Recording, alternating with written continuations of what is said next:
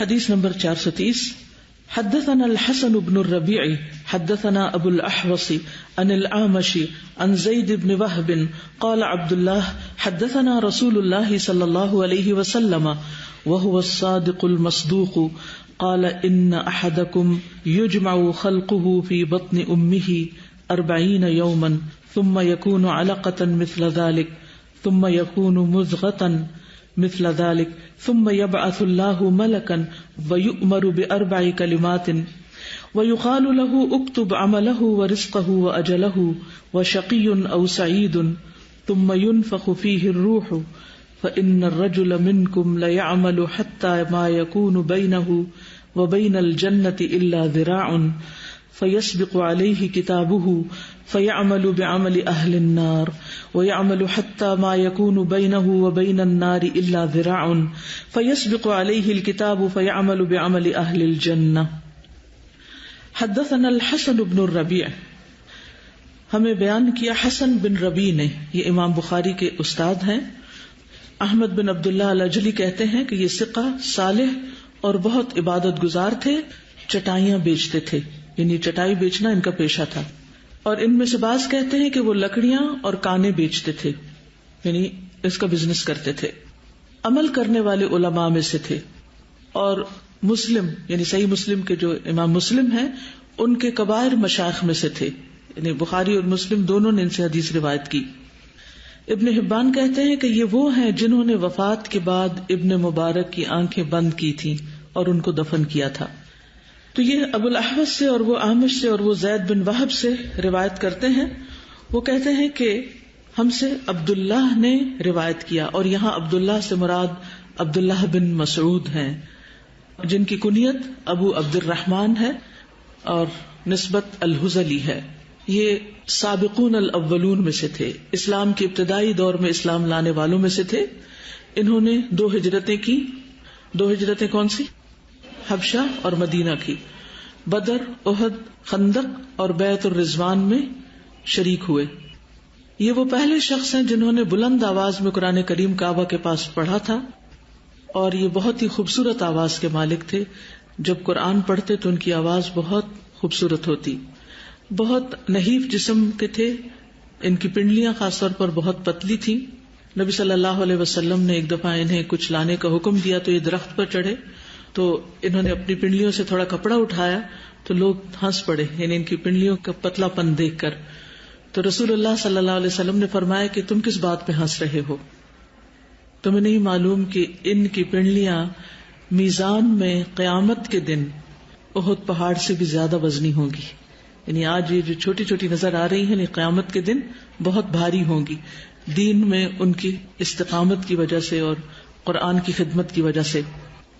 ایک طرف وہ بہت صاحب علم تھے، قرآن مجید پڑھتے اور پڑھاتے تھے، اور نبی صلی اللہ علیہ وسلم نے ان سے قرآن مجید لینے کا بھی حکم دیا.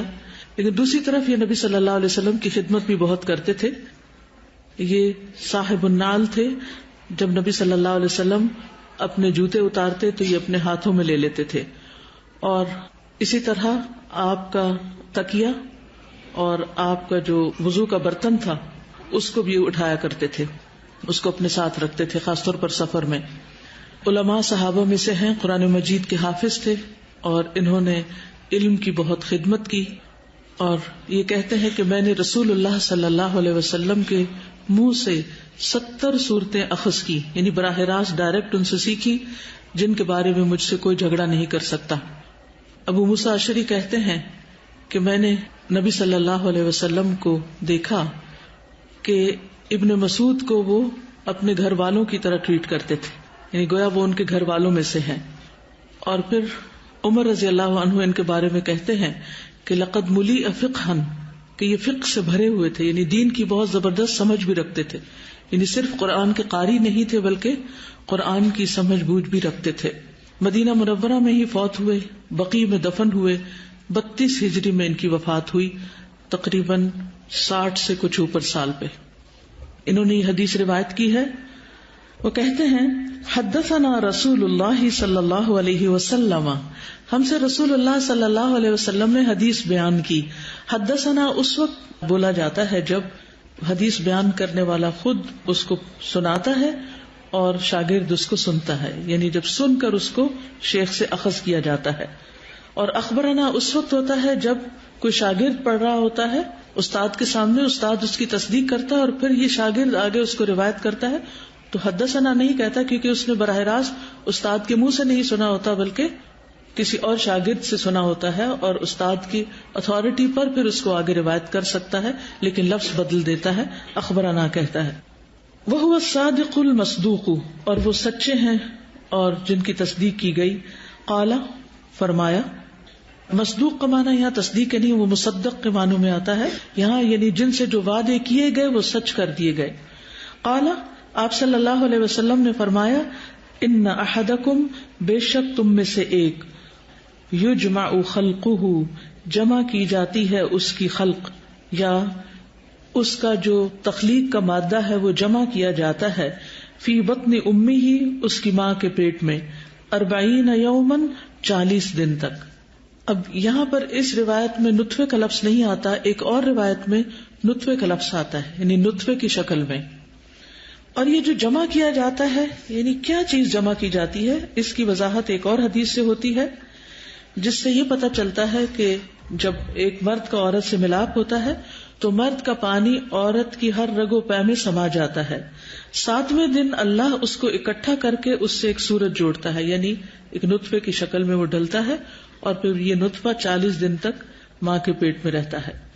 ثم یکون علقۃ مثل ذلک، پھر وہ نطفہ علقہ یعنی خون کی پٹکی بن جاتا ہے 40 دن تک، مثل ذلک اسی طرح. ثم یکون مضغۃ، پھر وہ گوشت کی بوٹی یعنی مضغہ بن جاتا ہے، مثل ذلک اسی طرح، یعنی 40 دن. تو 3 40 ہوئے، 40 40 40. ثم یبعث اللہ ملکا، پھر اللہ سبحانہ وتعالی ایک فرشتے کو بھیجتا ہے. وَيُؤْمَرُ بِأَرْبَعِ كَلِمَاتٍ، اور وہ حکم دیا جاتا ہے 4 باتوں کا. وَيُقَالُ لَهُ، اور اس سے کہا جاتا ہے، اُكْتُبْ عَمَلَهُ وَرِزْقَهُ وَأَجَلَهُ وَشَقِيٌّ أَوْ سَعِيدٌ. یہ 4 باتیں کیا ہیں کہ لکھو اس کا عمل، کہ یہ کیسے عمل کرے گا، وَرِزْقَهُ، اور اس کا رزق، وَأَجَلَهُ، اور اس کی موت، وَشَقِيٌّ، اور بدبخت ہے، أو سعید، یا خوش بخت ہے. یہ 4 چیزیں لکھ دو. یہ 4 چیزیں اللہ سبحانہ وتعالیٰ کے علم میں ہوتی ہیں پہلے سے ہی، وہ جو لوح محفوظ میں ہے. آپ نے عقیدے میں پڑھا ہوگا تقدیر 4 قسم کی ہوتی ہے. سب سے پہلی تقدیر، کون سی تقدیر؟ سنوی تو لیلۃ القدر کی ہوتی ہے، یہ تقدیر عمری ہے. اور وہ تقدیر وہ ہوتی ہے جو لوح محفوظ میں، یعنی جو اللہ سبحانہ وتعالیٰ کا سابق علم ہے، جو اللہ تعالیٰ نے جب قلم کو پیدا کیا اور زمین و آسمان کی پیدائش سے 50,000 سال پہلے قیامت تک جو کچھ ہونے والا تھا وہ سب اس میں لکھ دیا گیا.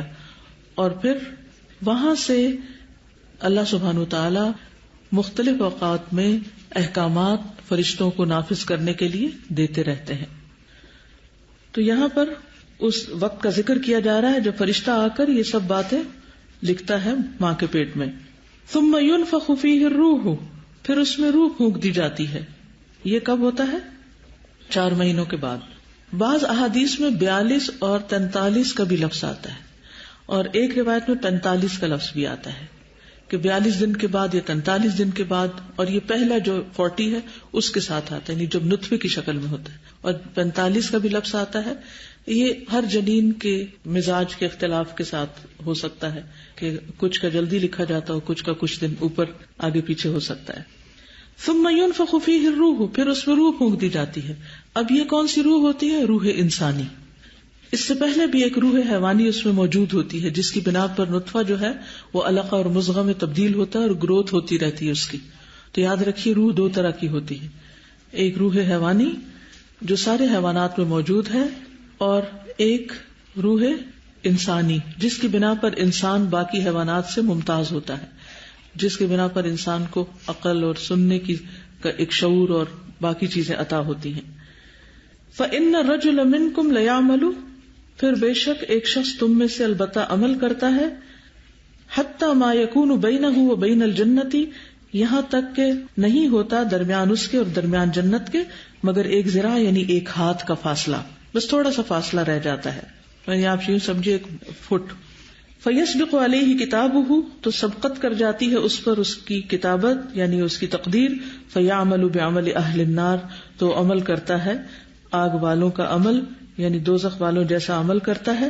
وَيَعْمَلُ حَتَّى مَا يَكُونُ بَيْنُهُ وَبَيْنَ النَّارِ إِلَّا ذِرَاعٌ، اور وہ عمل کرتا ہے حتیٰ کہ اس کے اور آگ کے درمیان ایک ذراع یا ایک ہاتھ باقی رہ جاتا ہے. فَيَسْبِقُ عَلَيْهِ الْكِتَابُ، تو اس پر کتاب غالب آ جاتی ہے. فَيَعْمَلُ بِعَمَلِ أَهْلِ الْجَنَّةِ، تو وہ عمل کر لیتا ہے اہل جنت کے عمل یعنی نیک عمل کر لیتا ہے، اور پھر آخر کار اس کا انجام اہل جنت میں سے ہوتا ہے. اس کی وضاحت ہم نے فقہ القلوب میں پڑھی تھی کہ اللہ سبحانہ تعالیٰ کسی پر ظلم نہیں کرتا. اللہ تعالیٰ اپنی مخلوق سے ہم سے زیادہ واقف ہے. الا یعلم من خلق وهو اللطیف الخبیر، وہ باریک بین ہے، خوب خبر رکھنے والا ہے. اس کو پتا ہے کہ کس انسان کے اندر خیر ہے اور کس کے اندر شر ہے. اور جب ساری زندگی بظاہر دیکھنے میں وہ نیک کام کر رہا ہوتا ہے لیکن اس کے اندر کا شر اس کے اندر موجود ہی ہوتا ہے، حتیٰ کہ وہ کسی ایسی آزمائش امتحان میں آتا ہے کہ اس وقت اس سے کچھ ایسا کام، ایسا بول، ایسا عمل صادر ہو جاتا ہے کہ جس کی وجہ سے اس کا شر سامنے آ جاتا ہے اور انجام اس کا برا ہوتا ہے. اسی طرح ایک انسان کے اندر خیر ہوتی ہے اور کوشش بھی کر رہا ہوتا ہے اچھے کام کرنے کی، لیکن بعض وجوہات کی بنا پر وہ کر نہیں پاتا، لیکن اس کی نیت اور ارادہ ہوتا ہے، حتیٰ کہ ایک وقت آتا ہے کہ مرنے سے پہلے وہ نیک عمل کر جاتا ہے جس کی بنا پر پھر اس کا انجام اچھا ہوتا ہے. تو اگر انسان اس بات پر یقین رکھتا ہے کہ اللہ تعالیٰ کسی پر ظلم نہیں کرتا اور اللہ تعالیٰ نے کسی کو جہنم میں جانے کے لیے مجبور نہیں کیا، تو پھر انسان کے اندر اشکال باقی نہیں رہتا. حدیث سے جو اصل سیکھنے کی بات ہے وہ یہ کہ انسان کتنے بھی اچھے کام کرتا رہے، بڑے سے بڑے کام نیکی کے کرتا رہے، لیکن کبھی اس کے دل کے اندر فخر اور غرور نہ آئے، کیونکہ انسان کی خوش قسمتی اس کے اچھے خاتمے کے ساتھ ہے. حسن خاتمہ کی فکر کرے، یعنی جب تک ایک انسان لا الہ الا اللہ پر ایمان کے ساتھ دنیا سے جاتا نہیں، وہ ڈرتا ہی رہے کہ معلوم نہیں میرے ساتھ کیا ہوگا.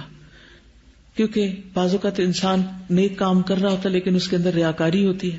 بعض اوقات انسان کوئی ایسے کام کر لیتا ہے جس کی وجہ سے اس کے نیک اعمال ضائع ہو جاتے ہیں، ساری زندگی کے کیے کرائے اعمال پر پانی پھر جاتا ہے.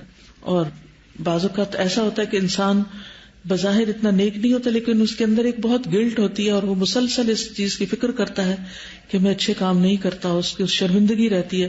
اسے کبھی فخر اور غرور نہیں ہوتا کہ میں نیک ہوں یا میں نیک لوگوں جیسا ہوں. لیکن پھر ایک وقت آتا ہے کہ اللہ تعالیٰ اس کو توفیق دے دیتا ہے اور وہ اچھے کام کر جاتا ہے. تو اپنے بارے میں بھی اور کسی بھی زندہ انسان کے بارے میں آپ کبھی یہ نہ کہیں کہ یہ تو جنت میں جائے گا. ہمیں نہیں پتا کہ وہ کہاں جائے گا، کیونکہ بعض اوقات انسان کسی کو دیکھتا ہے نا کہ بڑے اچھے اچھے کام کرتا ہے تو ہم یہ گمان کر بیٹھتے ہیں کہ یہ تو جنت والوں میں سے ہے. ٹھیک ہے، اس نے ظن رکھنا چاہیے ہر ایک کے بارے میں، لیکن فیصلہ ہی کر دینا کہ یہ جنتی ہے، یہ کسی کے مرنے کے بعد بھی ہم نہیں کہہ سکتے کہ فلاں تو جنتی ہے. کئی لوگ ایسے کہتے ہیں نا، فوت ہو جاتا ہے کوئی شخص تو کہتے ہیں جنتی ایسا تھا اور ایسا تھا. نہیں، ہم نہیں جانتے کہ جنتی ہے یا نہیں، اللہ سبحانہ و تعالیٰ ہی جانتا ہے. تو کسی کے بارے میں بہت خوش ہو کر یہ بھی نہ کہیے کہ آپ جنت میں آگے آگے جا رہے ہوں گے اور ہم آپ کے پیچھے پیچھے جا رہے ہوں گے. ایسے کلمات سے ہمیشہ پرہیز کیجیے، کہیں ایسا نہ ہو کہ اللہ تعالیٰ اس سے ناراض ہو کہ میرا فیصلہ آپ نے اپنے ہاتھ میں کیسے لے لیا اور کسی کو جنت میں پہنچا دیا اور کسی کے بارے میں آپ کہہ رہے ہیں کہ وہ جنت میں جائے گا. نہیں، ایک شخص نے دوسرے کے بارے میں کہا کہ یہ جنت میں نہیں جائے گا تو اللہ تعالیٰ نے اس کو تو معاف کر دیا، اور یہ جو فیصلہ کرنے والا تھا کہ یہ جنت میں جائے گا، اللہ تعالیٰ نے اس کو جہنم میں بھیج دیا، حالانکہ وہ دوسرے کی نسبت زیادہ نیک تھا. تو یہ جو فیصلے اللہ تعالیٰ کے وہ اللہ تعالیٰ کے، ان کو اپنے ہاتھ میں نہ لیجیے. اور کبھی بھی کسی کو یہ نہ کہیے کہ آپ تو جنتی ہیں اور آپ تو جنت میں فلاں مقام پر ہوں گے اور ہم کہاں ہوں گے. نہیں، ہم نہیں جانتے کہ کون کہاں ہوگا. ہمیشہ ڈرتے رہنا چاہیے، اور ہر ایک کو کوئی کتنا بھی بڑا نیکی کا کام کرے، اللہ سبحانہ تعالیٰ کی شان کے سامنے، اس کے حق کے سامنے کچھ بھی نہیں، اس کی کوئی حقیقت نہیں. اگر ساری زندگی بھی ہم سجدے میں پڑے رہیں تو ہم ایک نعمت کا بھی حق ادا نہیں کر سکتے. کہاں یہ کہ چند چھوٹے چھوٹے کام کر کے ہم فخر و غرور میں مبتلا ہو جائیں اور ہم اپنے آپ کو یا کسی کو بہت بڑی چیز سمجھنے لگے.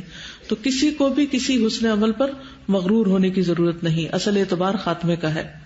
حدیث کی کچھ وضاحت مزید کریں گے آپ کو سلائیڈ دکھا کر. تو ڈاکٹر فردوس صاحب سے بات کریں گے. بسم اللہ. السلام علیکم ورحمۃ اللہ وبرکاتہ. یہ حدیث ہم نے پڑھی تھی، حدیث نمبر 430 ہے، حسن بن ربیع سے.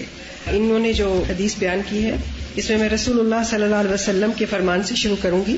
قال ان احدکم یجمع خلقه فی بطن امہ 40 یوما ثم یکون علقۃ مثل ذلک ثم یکون مضغۃ مثل ذلک ثم یبعث اللہ ملکا یؤمر ب4 کلمات ویقال له اکتب عمله ورزقه واجله وشقی او سعید ثم ينفخ فیہ الروح.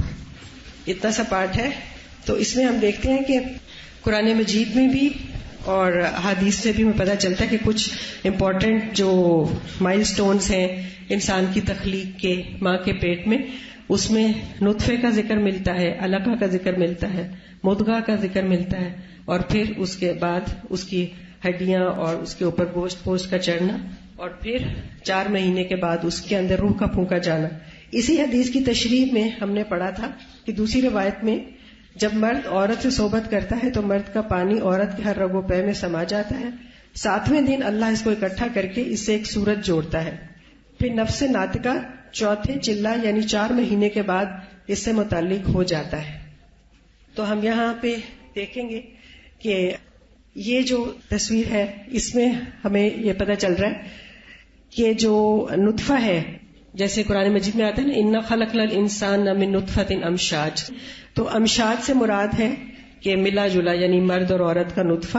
تو پہلے جو عورت کا نطفہ ہے وہ اووری سے جو ہی خارج ہوتا ہے، اور یہ فلوپین ٹیوبز ہیں جو کہ اس میں رحم میں جا رہی ہے، رحم کے ساتھ اٹیچڈ ہے. یہ جو ہلکی سی پنک لائن ہے یہ اووری کی اٹیچمنٹ ہے، اور اس کے ساتھ جو پنجہ سا ہے یہ فلوپین ٹیوب ہے جو کہ پھر یوٹرس میں جاتی ہے. تو اس کے اندر ہی یہ ساری سٹیجز ہو رہی ہیں. اس میں جو اووم ہے اووری سے نکل کے ٹیوب میں داخل ہوتا ہے، اور ٹیوب کے اندر اس کی فرٹیلائزیشن ہوتی ہے. اور یہ کہ مرد کا جو پانی ہے اس کے اندر ملینز کے حساب سے سپرمز ہوتے ہیں جو مرد کا نطفہ ہوتا ہے. ان ملینز میں سے صرف ایک سپرم نے اس یعنی عورت کے نطفے سے ملنا ہوتا ہے، اور ان سب کے اندر جو مقابلہ ہوتا ہے اس میں اللہ تعالیٰ ہی کا اذن ہوتا ہے کہ کون سا سپرم جو ہے وہ اس سے ملے گا. اور اس کے بعد پھر اس کی ڈویژن شروع ہو جاتی ہے، اور وہ ایک سیل سے یعنی 2 میں ڈیوائیڈ ہوتا ہے، پھر 4 سیلز بن جاتے ہیں، پھر 8 بن جاتے ہیں، پھر سیلز کا مجموعہ بن جاتا ہے جس کو مورولا کہتے ہیں، پھر اس کے بعد وہ بلاسٹوسسٹ بن جاتا ہے. تو یہ جو سٹیجز تھیں اس میں جیسے 7ویں دن کا ذکر ہے نا، تو اس میں استاذہ نے کہا تھا کہ میں سمجھنا چاہتی ہوں. تو اتفاق سے جب میں نے اس کو ریسرچ کیا تو ایگزیکٹلی 7ویں دن یہ جو بلاسٹوسسٹ ہے یہ رحم مادر کے اندر اٹیچ ہوتا ہے. تو سبحان اللہ، یہ ایک میرے لیے بھی ایک نئی چیز تھی جو میں نے سیکھی کہ 7ویں دن ہی اللہ تعالیٰ اس کی تخلیق، یعنی بیسیکلی اگر وہ رحم مادر کے اندر اٹیچ نہ ہو تو وہ تو پھر ضائع ہی ہو جائے گا. ٹھیک ہے، تو اس وقت اللہ تعالیٰ اس کی تخلیق ایک طرح سے شروع کرتے ہیں. اور 2-3 مائل سٹونز میں صرف دکھانا چاہوں گی. یہ جو علقہ ہے، علقہ کی شکل ایسی ہوتی ہے، نیچے آپ دیکھ رہے ہیں کہ ایک لیچ ہے، جوک جسے بولتے ہیں. تو علقہ کا لفظ کلنگ یا چمٹنے والی چیز، اس کی شکل بہت زیادہ مشابہ ہوتی ہے جوک سے، اور یہ بالکل مائکروسکوپک چیزیں ہوتی ہیں جو نظر نہیں آ رہی ہوتی ویسے آنکھ سے. ٹھیک ہے. اور نیکسٹ جو ہے مضغہ بنتا ہے. مضغہ جو ہے وہ چبایا ہوا جسے ہم اکثر کہتے ہیں بوٹی. تو یہ نیچے ایک چوئنگم ہے جس میں چبا کے جیسے اس کو پھینکا گیا ہو تو اس میں جیسے اسپاٹ دانتوں کے آ جاتے ہیں، اسی طرح کی ایگزیکٹلی شکل جو ہے وہ اس وقت ہوتی ہے جنین کی، جس کو مضغہ کہا گیا ہے. اور اس سٹیج پہ جیسے 26 ڈیز کی ہے یہ، اور اس کا سائز کتنا ہوتا ہے؟ گندم کے دانے سے بھی چھوٹا ہوتا ہے، بعض جگہ پہ تو تل کے برابر ہوتا ہے.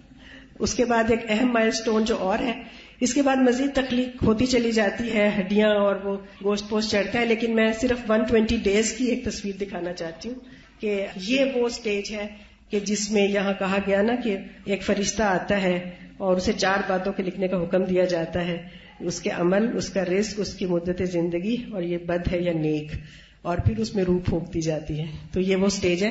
120 ڈیز کا جب فیٹس ہو جاتا ہے تو تب اس میں روح پھونکی جاتی ہے جو روح انسانی ہے، اور یہ بہت اہم مائل سٹون ہے، کیونکہ بعض دفعہ جو ایبارشنز وغیرہ کے کیسز ہوتے ہیں اس میں یہ چیز بھی بہت میٹر کرتی ہے فقہی ایشوز میں، کہ روح پڑنے سے پہلے ایبارشن کرایا گیا ہے یا روح پڑنے کے بعد، کیونکہ دونوں کا کفارہ اور جو دیت وغیرہ ہے وہ پھر حکم فرق ہو جاتا ہے. تو بہرحال کچھ تھوڑی سی سائنٹیفک وضاحت.